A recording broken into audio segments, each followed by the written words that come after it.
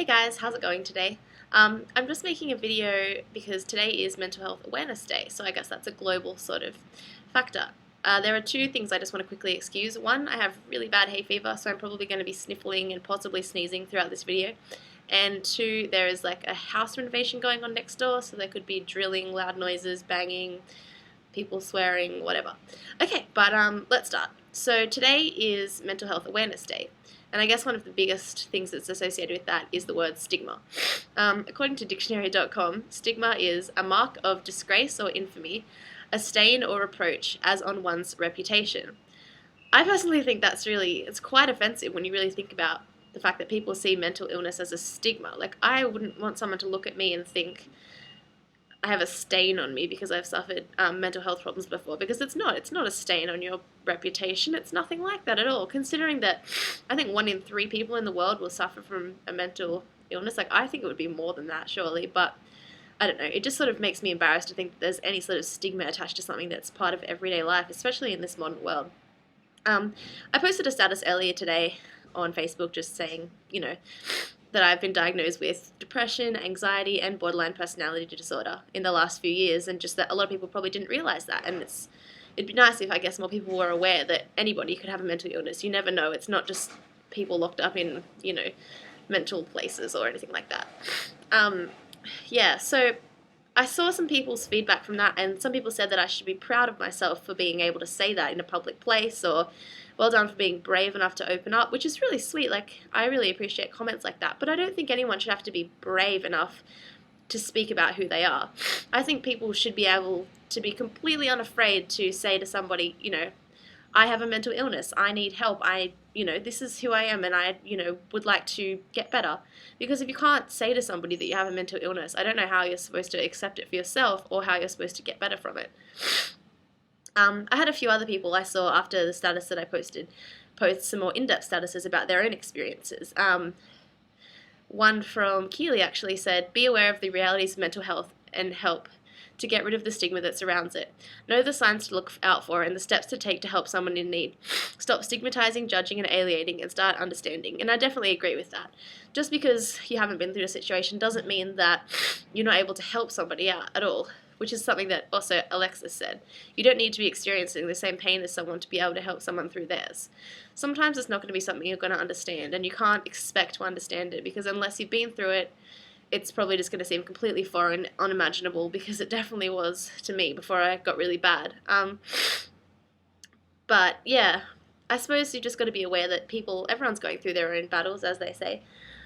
And I don't know, I guess you just got to be aware that some people might need help, they might be too afraid to ask. And if you yourself are going through things, you need to be brave. Like, I guess we all need to feel safe enough to be brave in the world, where we can just say what's on our mind, say what we're feeling, and not be afraid of judgment or alienation or losing friends. I mean, I've definitely been judged. I've lost friends, like even close friends who I thought were good have just sort of cut me out of their lives because I've spoken out about having a mental illness, and to them that's attention seeking or whatever. But it's not attention seeking. I mean, sure, there probably are people that use, mental illnesses that they've self-diagnosed to attention seek, and there's always going to be that whole boy who cried wolf situation. I mean, and when the wolf gets them one day, which it probably will, they're going to really, really regret what they've said. But you can't do anything about those people. But that shouldn't stop people who have serious problems from, asking for help. Even if it is on a public forum, you have every single right in the whole world to say what you want and to not fear judgment from it. Like, I've been told horrible things. I've been called crazy. I've been kicked out of people's lives. I've been broken up with. I've been kicked out of houses. I've been just everything, I've been told that it's unfortunate that I wasn't dead. I mean, I'd like to think that I'm a pretty nice person, and just to have someone say that because they're just trying to attack mental illness as a low point in my personality is just horrible.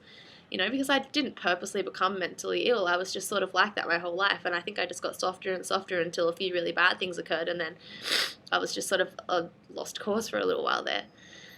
But yeah, I guess as Carissa said, for a long time it stood between her and what she wanted to be, but she'll never let it happen again. And she also says that to all those fighting mental illness, keep your head up and keep pushing forwards, which is definitely true. If you just hang on to it, just hang on for a while and be brave, and each day, it'll get a little better, even if you don't notice it. I promise that you're going to make it through, most definitely, and you'll be okay just like I am now. But I guess a big thing is just getting that help from the people around you. I've been really lucky to have the people around me be very supportive of me, like especially when I got bad. But before that, when I was sort of younger and I was depressed and I was sort of cutting myself and trying half-heartedly to kill myself, I did not have that same support, because for family and friends, I suppose it's really hard to accept that the person that they love is going through such a hard time, or that they wouldn't want to live anymore. Like, I guess it feels like it might be your fault in a way, because why would they not want to live anymore? Like, they've got you, that should be enough. But it doesn't feel like that when you're mentally ill. So if someone you know wants to die, it's not your fault, unless you've, been hurting them or something. But it's just that sometimes the world seems so overwhelming, and no amount of love that someone could direct towards you feels like it's going to fix that. But at the same time, just don't give up on them because, you feel like you can't help them, and try not to attack them, because I guess that's what some people do too. They get scared and then they attack you because they don't know how to fix you. They don't know what to do, and it's scary, and they don't want to be the reason that you don't get better or that you die or anything like that. So they try to run away. But I guess it's just a lot of understanding on each other's parts. I mean, people who don't understand exactly have to just try to accept, what the person with the mental illness is saying, and the person with the mental illness can't expect, the person who is mentally well to, feel the same feelings that they have, because you just can't until you've been through it. And even when you've been past it, sometimes I think you forget what it's actually like.